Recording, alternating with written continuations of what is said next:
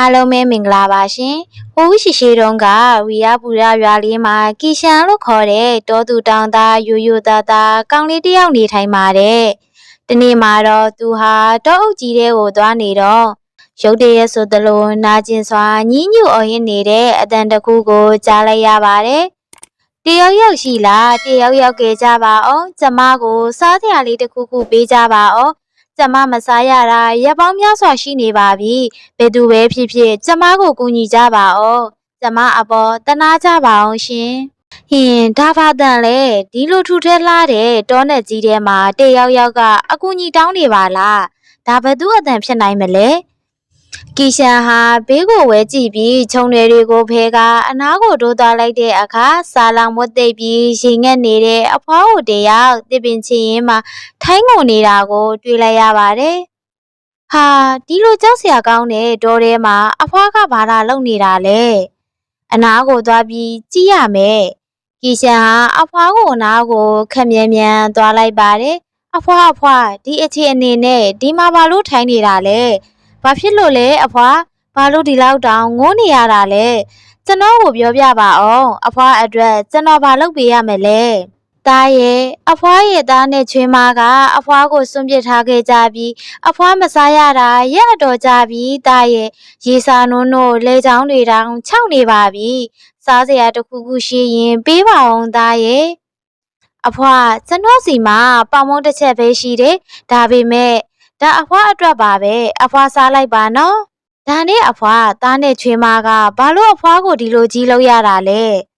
သားရဲ့အဖွားရဲ့ချွေးမကအဖွားကိုမကြည့်ပြူပါဘူးသူကအဖွားသားအပေါ်လွှမ်းမိုးထားပြီးသားကိုအဖွားနဲ့ဝေးသွားအောင်တဖြည်းဖြည်းလှုပ်ခဲ့တာပါဒီနေ့မှာတော့သူတို့နှစ်ယောက်ပေါင်းပြီးအဖွားကိုအိမ်ပေါ်ကနှင်ချလိုက်ကြတယ်လေ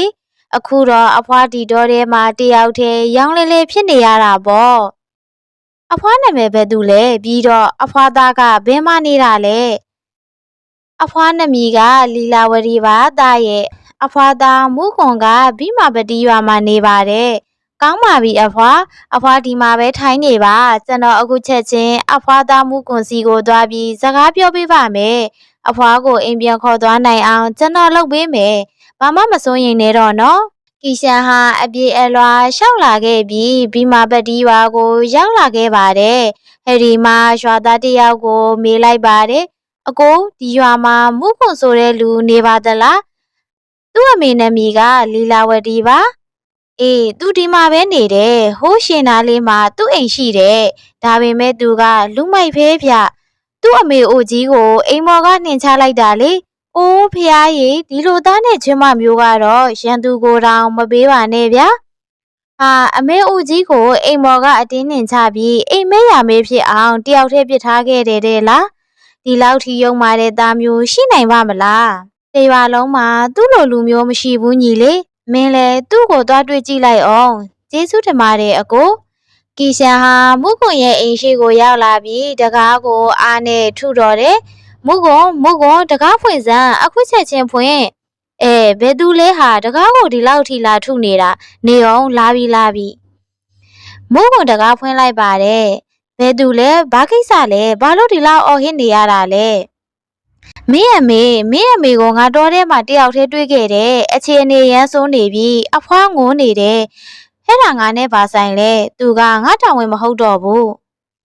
ဟာမိုးခွန်ချက်စမ်းပါအောင်မင်းကိုကြွေးမွေးပြုစုစောင့်ရှောက်ခဲ့တဲ့အမေဟာအခုလိုအိုမင်းမဆွမ်းဖြစ်နေတဲ့အချိန်မှာမင်းကဒီလိုပြစ်ထားရတယ်ပေါ့ဒါဟာမင်းရဲ့လူပိသားမှုလားမင်းရဲ့အကျင့်စာရိတ္တကဒီလောက်ဖဲလားငါ့ကိုလာတင်ပေးဖို့မင်းကဘယ်သူမို့လို့လဲသွားစမ်းဒီကနေထွက်တာအဲ့ဒီအချိန်မှာပဲဇနီးဖြစ်သူစုမားကထွက်လာပြီးဘယ်သူလဲဘာလို့လာអော်နေတာလဲလို့မေးလိုက်ပါတယ်ကြည်စမ်းဒီကောင်ကငါ့မိအကြောင်းငါ့ကိုလာတင်ပြနေတယ်မင်းအရန်တနာနေရင်မင်းအိမ်မဲခေါ်သွားပြီးမွေးထားလိုက်ပါလားဟုတ်တယ်ဟဲ့ဒီအဖွားကြီးကိုပြုစုလိုက်ပါငါတို့ကိုလာပြီးပတ်သက်မှုတွေအကြောင်းလားမသိနဲ့ခမည်းတော်ဘာလို့ဒီလိုစကားတွေပြောရတာလဲသူကခမည်းတော်ရဲ့အမေရင်လေဒီလိုမလုပ်သင့်ဘူးသူကအိုမင်းနေပြီခမည်းတော်ကပြုစုပေးရမှာဒါပေမဲ့ခမည်းတော်ကဒီလိုလုပ်နေတယ်အတက်ကြီးရှင်မင်းမှာဟတ်ဒီလောက်တောင်အသိပညာတွေရှိနေရင်မင်းမဲခေါ်ထားလိုက်ပေါ့ငါ့ကိုလာပြီးအပိုတွေလာမပြောနဲ့သွားတော့ မုကွန်ဟာတကားကိုဝုန်းခနဲ့ပိတ်ပစ်လိုက်ပါတယ်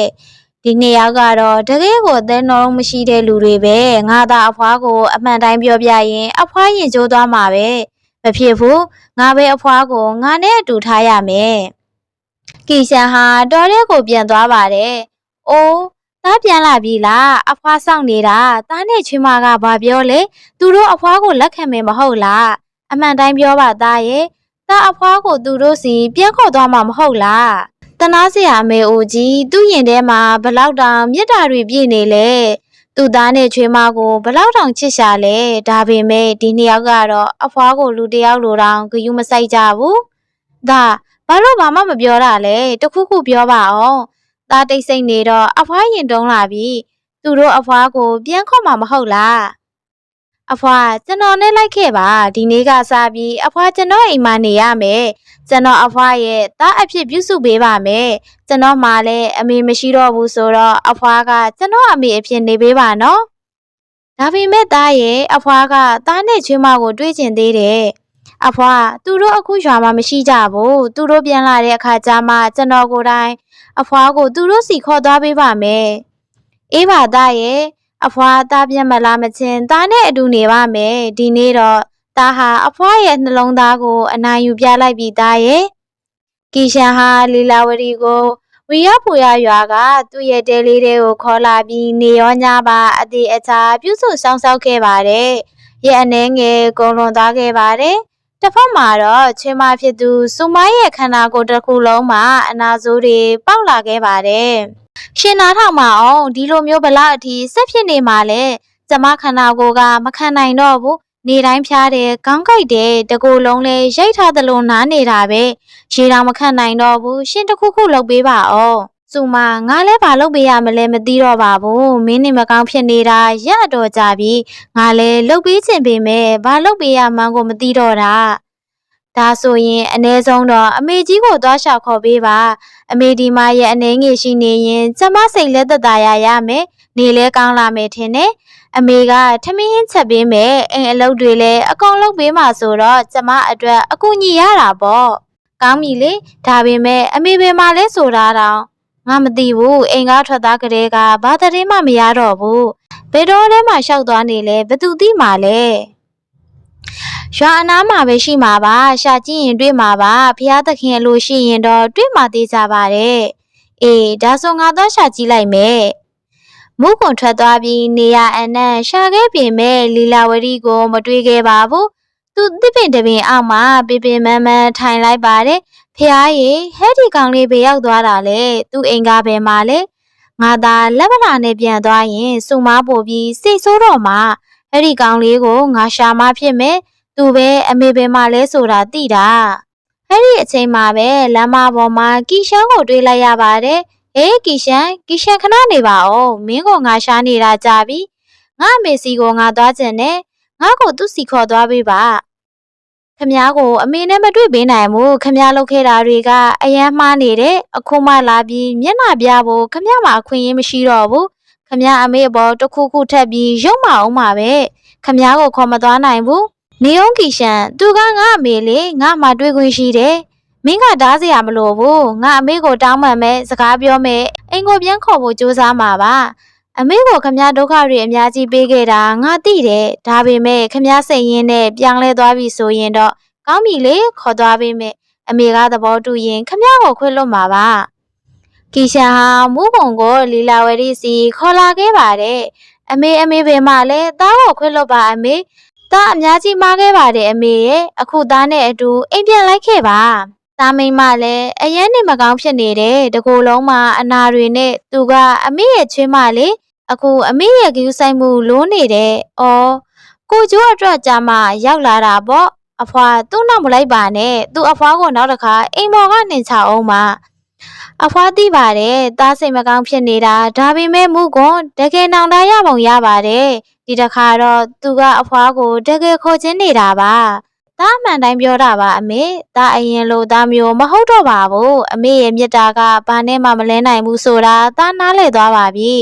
အမေမရှိရင်သားတို့အိမ်ကမပြေဆုံးဘူးအမေကီရှန်သားခဏဖေးပေးပါသူကအဖွာရဲ့သားအရင်လေ သူ့အမားကိုဝန်ခံနေမှတော့သူ့ကိုအခွင့်အရေးပေးရမှာပေါ့ဒီတခါတော့သူတကယ်နောင်တရနေတာအဖွားမြင်နေရတယ်အဖွားသူ့နောက်လိုက်သွားမယ်သူသားကခေါ်နေတာကိုမင်းကဘာလို့လာတားနေတာလဲတခုခုတော့မှတ်ထားပါအဖွားတခုခုမှားရင်သွားရင်ဒါမှမဟုတ်အကူကြီးလိုအပ်ရင်ကျွန်တော်တကားကအဖွားအတွက်အမြဲတမ်းပွင့်နေပါတယ်နော်ကျေးဇူးတင်ပါတယ်သားရဲ့အခုသွားကြရအောင်အမေမောင်းလာပြီတောထဲမှာနေတာမကောင်းဘူးဖះရေကျွန်တော်စိတ်ထဲမှာကြောက်ကြက်ဖြစ်နေတယ်မကောင်းတော့တခုခုဖြစ်သွားတော့မလားအဖွားကိုစောင့်ရှောက်ပေးပါဖះလီလာဝရီဟာသားဖြစ်သူမူကန်နဲ့အတူအိမ်ကိုပြန်ရောက်လာခဲ့ပါတယ်အမေဘယ်တွေရောက်နေတာလဲကြည်ပါအောင်ကျမတကိုယ်လုံးအနာတွေနဲ့ကြည်ပေးမဲ့သူလည်းမရှိဘူးကျမအရန်ဒုက္ခရောက်နေတာတိတ်ပါတော့သမီးရဲ့အခုအမေရောက်လာပြီလေဘာမှမဖြစ်စေရဘူးအမေအကုန်ကြည့်ပေးမယ်သမီးအနားယူလိုက်နော်အခုဆိုရေတောင်ဘသူမှခက်မပေးကြဘူးရွာသားတွေကကျမကိုမြင်ကြောက်ပြီးစကားတော့မပြောကြဘူးဘာမှမတွေးနဲ့တော့အမေအကုန်စီမံပေးမယ်တယောက်ယောက်ကတခုခုပြောရင်အမေကိုပြောသမီးအခုအနားယူဖို့ပဲအာယုံဆိုင်ဟုတ်ကဲ့အမေဒါဆိုရင်အရင်ဆုံးရေလေးတော့ခတ်ပေးပါအောင်အိမ်မှာရေလုံးဝကုန်နေလို့အဲ့ဒီနေ့ကစပြီးလီလာဝတီဟာသူ့ချွေးမကိုနေရောညပါအနစ်နာခံပြီးပြုစုစောင့်ရှောက်ပေးခဲ့ပါတယ်ရန်အနေငယ်အတွင်းမှာပဲစုမဟာလုံးဝနေကောင်းသွားခဲ့ပါတယ်ရှင်နားထောင်ပါအောင်အခုကျမလုံးဝနေကောင်းသွားပြီဒါကြောင့်ရှင့်အမေကိုဟိုကောင်လေးစီပြန်ပို့ပေးလိုက်တော့ဒါပေမဲ့စုမအမေကမသွားချင်ဘူးလေအဲ့ဒါဆိုဘာလုပ်ရမလဲတသက်လုံးသူ့ကိုထိုင်ကျွေးထားရမှာလားဘယ်သူကသူ့ကိုထိုင်ကျွေးရမှာလဲအဖွားကြီးကိုကျွေးဖို့ငါတို့မှပိုက်ဆံဟတ်တီလောက်မရှိဘူးပြီးတော့ငါတို့ကလေးလည်းရှိသေးတယ်ကလေးကိုကျွေးရမှာလားအဖွားကြီးကိုကျွေးရမှာလားဒီအဖွားကြီးကိုသာကျွေးရင်ငါကလေးငတ်သွားမှာပေါ့ငါကလေးရဲ့ထမင်းလောက်ကိုတော့ဘယ်သူမှမပေးနိုင်ဘူးအေးပါကောင်းပါပြီအမေနဲ့သွားပြောကြည့်ကြစို့နှစ်ယောက်သားလီလာဝရီစီကိုသွားကြပါတယ်အမေအခုဒီမှာနေရတာရက်တွေအတော်ကြာပြီအမေကိုဟိုကောင်လေးစီပြန်ပို့ပေးမယ်သူအမေကိုတတိယနေတာသားရဲ့အမေမသွားချင်ပါဘူးအမေသားတို့နဲ့ပဲအတူနေပါမယ်သူတတိယရင်အမေစီလာတွေ့မှာပေါ့အဖွာဟိုကိုသွားလိုက်ပါကျမတို့စီမှာအသုံးစရိတ်တွေအများများနေတယ်ကလေးရဲ့ဆေးဖို့နိုးဖို့နဲ့အိမ်စရိတ်တွေပတ်စံမပို့ဘူးမသွားပါဘူးသမီးရဲ့အမေမသွားဘူးသမီးတို့ခိုင်းရင်တန့်ရှင်းရေးတွေလည်းလုပ်ပေးပါမယ်ဒါပေမဲ့အမေမသွားပါရစေနဲ့စုမဟာလီလာဝရီကိုအတင်းအာရမဆွဲပြီးအပြင်ကိုနှင်ထုတ်လိုက်ပါတယ်သားရဲ့အမေကိုမတွန်းပါနဲ့အမေဘယ်မှမသွားရပါစေနဲ့အမေကိုနှင်မထုတ်ပါနဲ့စုမကအဖွားကိုအားနဲ့တွန်းထုတ်လိုက်တဲ့အခါလီလာဝရီရဲ့ဦးခေါင်းဟာကြောက်တုံးနဲ့စောင့်မိသွားပါတယ်ဟာစုမမင်းဘလို့လုံးလိုက်တာလဲအမေထပါအောင်အမေဘာဖြစ်သွားတာလဲပြောပါအောင်အမေရဲ့လီလာဝရီဟာဘာမှပြန်မပြောတော့ပါဘူးသူသေဆုံးသွားခဲ့ပါတယ်ဖះရေဘာတွေဖြစ်ကုန်တာလဲအခုငါဘာလုပ်ရမလဲတယောက်ယောက်တည်သွားရင်ငါတို့ကျုံးမိတ်ပေးခံရမှာပေါ့ရှင်တခုခုလုပ်ပါအောင်ငါတို့ဘာလုပ်ကြမလဲအေးမင်းပြောတာမှန်တယ်ငါတို့အမြန်ဆုံးတခုခုလုံးဝဖြစ်မယ်ဘယ်သူမှမသိအောင်လုပ်ရမယ်မဟုတ်ရင်လူတွေတည်သွားရင်ငါတို့ကိုအရှင်ထားမှာမဟုတ်ဘူးအမြန်ဆုံးအမေအလောင်းကိုအိမ်ထဲအရင်သွင်းလိုက်အေးအခုအမေကိုအိမ်ထဲမှာအရင်ဝှက်ထားလိုက်မယ်ပြီးမှညကြရင်တောထဲမှာသွားမြုပ်ကြတာပေါ့ညရောက်တဲ့အခါနှစ်ယောက်သားလီလာဝရီရဲ့အလောင်းကိုတောထဲခေါ်သွားပြီးမြုပ်နှံလိုက်ကြပါတယ်ကဲအခုတော့ငါတို့အမေကိုတောထဲမှာမြုပ်လိုက်တာဘယ်သူမှရိမ့်မိမှာမဟုတ်တော့ဘူးရှင်အမြန်သွားကြရအောင်တယောက်ယောက်တွေ့သွားရင်အကုန်ပေါ်ကုန်လိမ့်မယ်ဘာမှမပူပါနဲ့ဒီလိုညံ့တဲ့အချိန်မှာဒီလိုတောနက်ထဲမှာဘယ်သူမှမရှိပါဘူး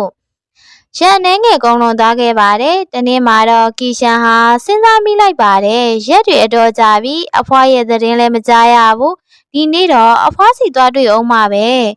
အနည်းဆုံးတော့အဖွားနေကောင်းလားဆိုတာစိတ်အေးရတာပေါ့မဟုတ်ရင်ဟဲ့ဒီလူတွေကိုငါလုံးဝမယုံဘူးအဖွားကိုဘယ်လိုထားနေလဲမသိဘူးအခုပဲအဖွားရှိတဲ့ရွာကိုသွားမှာကီရှာဟာရွာကိုရောက်လာခဲ့ပါတယ်မူကအပြင်ထွက်ခဲ့အောင်ငါအဖွားကိုတွေ့ကျင်လို့ရက်တွေအတော်ကြာသွားပြီမင်းဒီကိုဘာလာလောက်တာလဲသွားဒီကနေထွက်သွား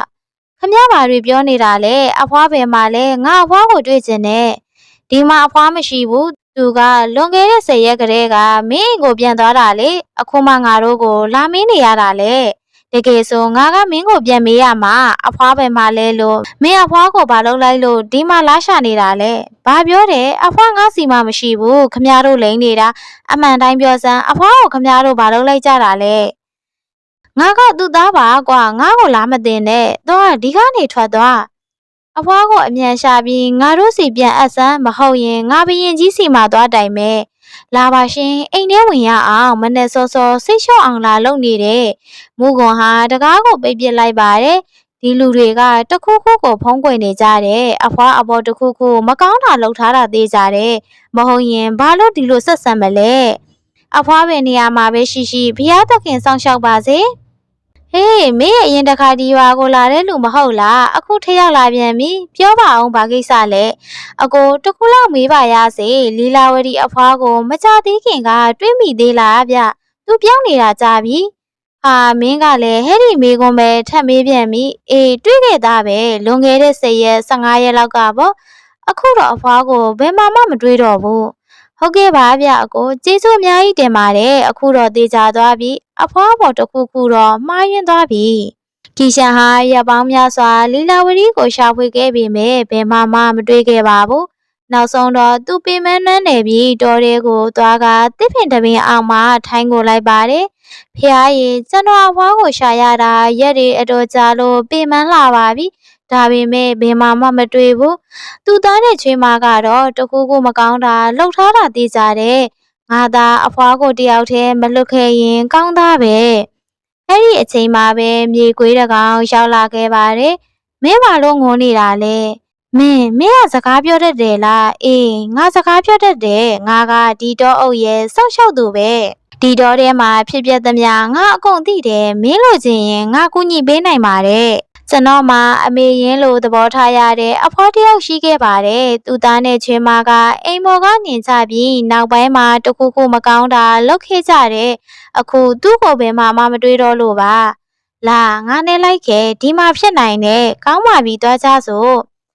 ကီရှန်နဲ့မြေခွေးဟာအလောင်းမြုပ်ထားတဲ့မြေပုံတစ်ခုနားကိုရောက်လာပြီးမြေကြီးတွေကိုဖယ်လိုက်တဲ့အခါဖျားရည်ဒါအဖွားပဲအခုငါဘာလုပ်ရမလဲအဖွားကိုဒီလိုအခြေအနေနဲ့တွေ့ရတာရင်ကမတက်ခံစားရပါတယ်ငါသာအဖွားကိုကောင်းကောင်းဂရုစိုက်ခဲ့ရင်ဒီနေ့အဖွားသေးမှာမဟုတ်ဘူးအိုးဖျားသခင်အဖွားအပေါ်မှာခင်ဗျားလဲဘာလို့ဒီလောက်အသေးမှရတာလဲတနာစရာအဖွားအိုကြီးဘယ်လောက်တောင်ဒုက္ခခံခဲ့ရမလဲအခုတော့မင်းဘရင်ကြီးစီသွားပြီးအကုန်လုံးပြောပြသိပြီဟုတ်တယ်ဟဲ့ဒီနေရာကိုငါအလွတ်မပေးတော့ဘူးအခုပဲဘရင်ကြီးစီသွားပြီးအကုန်တိုင်တော့မယ်ကီရှန်ဟာနန်းတော်ကိုရောက်လာခဲ့ပါတယ်ပျော်စမ်းမင်းမဘာအခက်ခဲရှိလို့လဲအရှင်မင်းကြီးကျွန်တော်ဟာရွာသားတယောက်ပါလွန်ခဲ့တဲ့လအနည်းငယ်ကတောထဲမှာပျောက်ဆုံးနေတဲ့အဖွားအိုတယောက်ကိုတွေ့လို့ကျွန်တော်စောင့်ရှောက်ထားခဲ့ပါတယ်ဒါပေမဲ့သူ့သားနဲ့ချွေးမကသူ့ကိုအိမ်မော်ကနှင်ချခဲ့တာပါနောက်တော့သူတို့ကပြန်ခေါ်သွားပြီးအခုတော့အဖွားကိုတောထဲမှာအသစ်တွေးလိုက်ရပါတယ်အရှင်မင်းကြီးကျွန်တော်ကိုတရားမျှတမှုဖော်ဆောင်ပေးပါဦးငါရဲ့တိုင်းပြည်ထဲမှာဒီလောက်ရုံမာတဲ့အမှုမျိုးဖြစ်ရတယ်လားစစ်တီတော်တို့သွားကြစမ်းဒီဆဆုပ်ဖွယ်ကောင်းတဲ့ရာဇဝဲမှုမှာပါဝင်ပတ်သက်သူမှန်သမျှကိုအခုချက်ချင်းဖမ်းပြီးနန်းတော်ကိုခေါ်လာခဲ့ကြငါတိုင်းပြည်မှာဒီလိုအမှုမျိုးလုံးဝသိမခံနိုင်ဘူးကျေးဇူးတင်ပါတယ်အရှင်မင်းကြီးကျွန်တော်အရှင်မင်းကြီးစီကဒါကိုပဲမျှော်လင့်ထားတာပါတစ်ဖက်မှာတော့မူကွန်ဟာလေကွင်းကပြန်လာရင်လူနှစ်ယောက်စကားပြောနေတာကိုကြားလိုက်ရပါတယ်ဟေးမင်းကြားပြီလားတော်ထဲမှာအဖွားကြီးတယောက်ရဲ့အလောင်းတွေ့တဲ့ငါတို့ရွာကလို့ထင်ရတာပဲအေးဟဲ့ဒီသတင်းကဘရင်ကြီးစီတောင်ရောက်သွားပြီတဲ့ဘယ်သူပဲလှုပ်လို့အခုတော့လွတ်မှာမဟုတ်တော့ဘူးဟုတ်တယ်ဘရင်ကြီးကတရားမျှတမှုအတွက်အရင်ပြတ်သားတာအခုဆိုကျိုးပိတ်ခံရမှသေးကြတယ်မူကွန်ဟာဒါကိုကြတော့ကြောက်လန့်သွားပါတယ်ဖျားရည်သတင်းကဘရင်ကြီးစီရောက်သွားပြီလားဟဲ့ဒီကောင်လေးသာငါတို့နမီကိုပြောလိုက်ရင်ငါတို့လွတ်ဖို့မလွယ်တော့ဘူးငါရွာကနေအခုချက်ချင်းထွက်ပြေးမှဖြစ်တော့မယ် မုံကွန်အိမ်ပြန်ရောက်တဲ့အခါဘာဖြစ်လို့လဲရှင်ဘာလို့ဒီလောက်တုံလှုပ်နေတာလဲမြန်ကလေးကိုချီပြီးလိုက်ခဲ့တော့ငါတို့အခုချက်ချင်းရွာကထွက်ပြေးမှဖြစ်မယ်အမေလောင်းကိုတိုးထဲမှာတွေ့သွားကြပြီသတင်းကနှံ့ပြက်နေပြီဟဲ့ဒီကောင်လေးသာငါတို့နှမေကိုပြောလိုက်ရင်ဘေးရင်ကြီးကငါတို့ကိုကြိုးပိတ်လိုက်မယ်ဒီမှာတစ်စက္ကန့်တောင်ဆက်မနေနဲ့တော့ဒါပေမဲ့ဘာဖြစ်လို့လဲအမေအလောင်းကိုတိုးထဲမှာတွေ့သွားပြီလို့ငါပြောနေတယ်လေသတင်းကပြန့်နေပြီဟဲ့ဒီကောင်လေးကငါတို့နာမည်ပြောမှာပဲဘရင်ကြီးကငါတို့ကိုကြိုးပေးတော့မှအမြန်သွားကြရအောင်အိုးဖျားရည်ဘာတွေဖြစ်ကုန်တာလဲလာကျမကလေးကိုခေါ်လိုက်မယ်ရှင်လဲစားစရာတခုခုအမြန်သိမ်းလိုက်အောင်သူတို့၃ယောက်သာရွာကနေအမြန်ထွက်ပြေးကြပါတယ်စစ်သည်တော်တွေရွာကိုရောက်လာခဲ့ပါတယ်ဟေ့ရွာသားတို့မုခွန်ရဲ့အိမ်ကဘဲမှလည်းပြောစမ်းဟိုရှင်နာလေးမှာသူတို့အိမ်ရှိပါတယ်ဗျစစ်တီတော်ကတကားကိုဖွင့်လိုက်တဲ့အခါအိမ်ထဲမှာဘယ်သူမှမရှိတော့ပါဘူးဟာအိမ်ထဲမှာလုံးဝအလွတ်ပဲငါတို့မရောက်ခင်ကတည်းကထွက်ပြေးသွားကြပုံရတယ်စစ်တီတော်တွေဟာနန်းတွင်ကိုလက်ပနာနဲ့ပြန်ရောက်လာပါတယ်ဘာဖြစ်တာလဲမုခွန်နဲ့သူမိန်းမပဲမှလဲအရှင်မင်းကြီးသူတို့ရွာကနေထွက်ပြေးသွားကြပါပြီသူတို့ကရဲလာကြီးလားသူတို့ဘယ်ကိုပဲပြေးပြေးတောအုပ်တစ်ခုလုံးနဲ့အနီးနားကရွာတွေကိုအနှံ့ရှာကြနေရအနှံ့ကိုစစ်ဆေးပြီးဟဲ့ဒီနေရောက်ငါရှိကိုမရောက်မချင်းအေးဆေးမနေကြနဲ့တစ်ဖက်မှာတော့တောနက်ထဲမှာကျမလမ်းလျှောက်နေရတာနိုင်ပေါင်းများစွာကြာပြီးရေအရမ်းစာနေတဲ့ရေတငုံလောက်တောက်ရရင်အသက်ဆက်နိုင်မှာပါနေအောင်ခဏနေအောင်ဟိုရှိမှရေကန်တစ်ခုရှိတယ်ငါရေသွားခတ်ပေးမယ်မုံဝင်ရေကန်ကနေရေခတ်လိုက်ပါတယ်သူရေတငုံတောက်လိုက်ပြီးဒုတိယတငုံထပ်တောက်မဲ့အချိန်မှာရေကန်ထဲကရေတွေလှုပ်ခတ်သွားပြီးထူးဆန်းတဲ့အတန်ကြီးထွက်ပေါ်လာပါတယ်ရက်စံမင်းငါရဲ့ခွင့်ပြုချက်မရှိဘဲငါရေကန်ကရေကိုဘလို့များတောက်ရဲရတာလဲခမ ्या ကဘယ်သူလဲဒီရေကန်ကခမ ्या ပိုင်နေဆိုတာကျွန်တော်မသိပါဘူးခွင့်လွတ်ပါကျွန်တော်တကယ်ပဲရင်ငတ်လွန်းလို့ပါငါခွင့်ပြုချက်မရှိပဲရေတောက်တဲ့သူဟာအပြစ်ဒဏ်ခံရမှာပဲအခုမင်းရဲ့အသက်ကိုပဲပေးဆက်မလားဒါမှမဟုတ်မင်းရဲ့သားကိုငါစီအပ်မလားကျွန်တော်အမားလုပ်မိပါတယ်နောက်တစ်ခါခမ ्या ရဲ့ရေကန်ကိုမထီတော့ပါဘူးကျေးဇူးပြုပြီးခွင့်လွတ်ပါကျွန်တော်ကိုသွားခွင့်ပြုပါကျွန်တော်မှအားကိုးစရာဆိုလို့ဒီသားလေးတယောက်တည်းရှိတာပါအမားလို့ရင်အပြစ်ဒဏ်ကိုခံရမှာပဲမင်းရဲ့အသက်ကိုပေးမလားသားကိုအပ်မလားမဖြစ်နိုင်တာကျွန်တော်မှသားတယောက်တည်းရှိတာပါသူ့ကိုဘယ်လိုလုပ်ပေးရမှာလဲသူ့ကိုပေးလိုက်ရင်ကျွန်တော်တည်သွားမှာပေါ့အဲ့ဒီအချိန်မှာစူမပြေးလာပါတယ်ဘာဖြစ်တာလဲရှင်ဘာလို့ဒီလောက်စိုးရိမ်နေတာလဲကျမရင်ငယ်လွန်းလို့တည်တော့မယ်ရှင်ဘာတွေလုပ်နေတာလဲရေကန်ဆောင်တဲ့ဆိုးကငါတို့သားကိုတောင်းနေတဲ့စူမအဲ့ဒါဘယ်လိုလုပ်ရမလဲဟုတ်တယ်မင်းတို့အသက်ရှင်ခြင်းရင်သားကိုပေးခဲ့မဟုတ်ရင်မင်းတို့၃ယောက်လုံးကိုငါတက်ပြစ်မယ်ဟင်းကျမတို့သားကိုဘယ်တော့မှမပေးနိုင်ဘူးသူကကျမတို့ရဲ့အားကိုးရာကျမတို့ရဲ့အသက်ပဲသူမရှိရင်ကျမတစ်စက္ကန့်တော့အသက်မရှင်နိုင်ဘူးကျေးဇူးပြုပြီးကျမတို့ကိုတွားခွင့်ပြုပါရေကန်ထဲမှာလှိုင်းနေထားလာပြီးကြောက်စရာကောင်းတဲ့နတ်ဆိုးတကောင်ထွက်လာပါတယ်ဟာမင်းတို့နှစ်ယောက်လုံးကောင်းကောင်းပြောနေတာကိုနားမထောင်ကြဘူးဒါဟာမင်းတို့ရဲ့ရလဒ်ပဲနတ်ဆိုးဟာကလေးကိုဖမ်းပြီးရေကန်ထဲကိုဆွဲချသွားပါတော့တယ်ဟင်းမလုပ်ပါနဲ့ငါသားဖယ်ရောက်သွားတာလေဖះကြီးခမညာကျမစီကအရာအလုံးကိုလူယူသွားပြီသားလေးရေတခုခုလောက်ပါအောင်ရှင်ကျမသားလေးကိုပြန်ခေါ်ပေးပါအောင်သူမရှိပဲကျမမရှင်နိုင်ဘူးဒါတွေအကုန်လုံးဟာငါတို့ရဲ့အပြစ်တွေကြောင့်ပဲငါတို့အမေပေါ်မှာဟဲ့ဒီလောက်ယုံမာခဲ့ကြလို့ဒီနေ့ဖျားသခင်ကငါတို့ရဲ့အဖိုးတန်ဆုံးသားလေးကိုပြန်လို့ယူသွားပြီအဲ့ဒီအချိန်မှာကီရှင်ရောက်လာပါတယ်မုကွန်းဆိုမှခမရတို့နေရောက်ဒီမှာလာပုံးနေတာလားဘီရင်ကြီးကခမရတို့ကိုနေရအနံ့ရှာခိုင်းနေတာခမရတို့အမေပေါ်လုပ်ခဲ့တဲ့အပြစ်တွေအတွက်အခုအပြစ်ဒဏ်ခံရတော့မယ်လာနန်းတော်ကိုလိုက်ခဲ့ကြစစ်တီတော်တွေကမုကွန်းနဲ့ဆူမာကိုဖမ်းပြီးနန်းတော်ကိုခေါ်လာခဲ့ပါတယ်အရှင်မင်းကြီးဒါကမုကွန်းနဲ့သူမိန်းမပါဒီနှစ်ယောက်ဟာလီလာဝတီအဖွားကိုတတ်ခဲ့သူတွေဖြစ်ပါတယ်အရှင်မင်းကြီးတနာတော်မူပါကျွန်တော်အယမ်းမှားသွားပါတယ်အမေအပေါ်ကျွန်တော်တို့အယမ်းယုံမာခဲ့တာဆိုတာသိပါပြီကျွန်တော်အမှားကိုဝန်ခံပါတယ်အခုအရှင်မင်းကြီးပေးသမျှပြစ်ဒဏ်ကိုကျွန်တော်ခံယူပါမယ်မင်းတို့နေရဟာအမေတယောက်ကိုအိမ်မော်ကနှင်ချခဲ့ရုံတင်မကဘူးမကျင်နိုင်သေးပဲအသက်ကိုပါရန်ရှာခဲ့ကြတယ်ဒါကြောင့်မင်းတို့နေရာလုံးကိုတက်ကျွန်းထောင်ဒဏ်ချမှတ်လိုက်တယ် အရှင်မင်းကြီးကျွန်တော်ဒီအပြစ်ဒဏ်နဲ့ထိုက်တန်ပါတယ်ဖျားသခင်ကကျွန်တော်စီကသားလေးကိုလူယူပြီးကျွန်တော်ရဲ့အမားကိုနားလေအောင်လုပ်ပေးလိုက်ပါပြီကျွန်တော်တစ်သက်လုံးနောင်တရနေပါမယ်ပုံမြင်လေးရတော့ဒါပါပဲရှင်အဆုံးထိနားဆင်ပေးခဲ့တဲ့အတွက်ကြောင့်အားလုံးပဲကျေးဇူးအများကြီးတင်ပါတယ်ရှင်